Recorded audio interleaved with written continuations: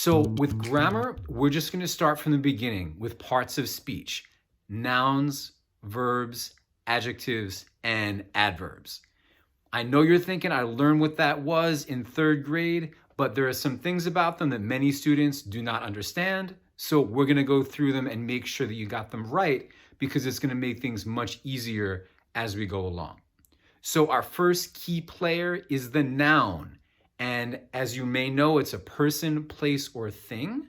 But there's one other really important category of noun that many students forget, and that is the abstract noun, which is an idea. Abstract nouns are words like freedom, happiness, love, things like that. They're not a person, place, or thing, but they are considered nouns. And that's really important for how they work in sentences. The next part of speech we're going to talk about is the verb.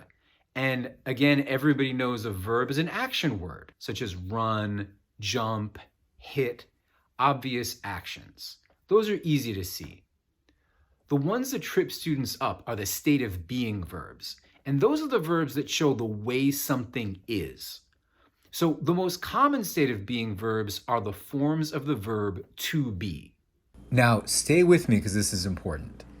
In the present tense, the forms of the verb to be are I am, you are, and she, he, or it is. That's for the singular, if we're talking about one person or thing.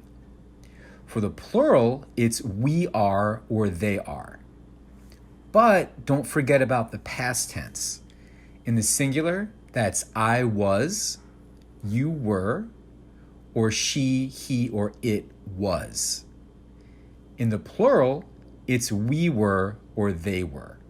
And it's really important to know that those are verbs in a sentence because they let you know when a sentence is complete or not. You can't know if a sentence is a complete sentence if you can't identify the verb. So this is something that will really get you points on the test. So just as a quick example, let's take the sentence, that video was cringy. Hopefully not this video. But you need to know if that's a complete sentence or not. And we can look and we can say, well, does it have a verb? And it does have a verb, because now we know that was is a verb. The sentence also needs a subject, which is a long story. We'll talk about that later on. So some other state of being verbs are words like seems, this seems easy, this seems difficult, looks, smells. A lot of verbs that have to do with the five senses are common state of being verbs. So if we say that cake looks delicious, the verb is looks. It's the way that the cake appears to us, right? It's not an obvious action. The cake isn't doing anything, but it's still a verb. And that's really important to understand when you're looking at sentences and trying to figure out where punctuation should go and things like that. Okay, next up is adjectives. This one is a little bit simpler. An adjective is simply a word that describes a noun. So examples of adjectives are hot, cold, yellow, happy, boring. They describe something. Those are pretty simple.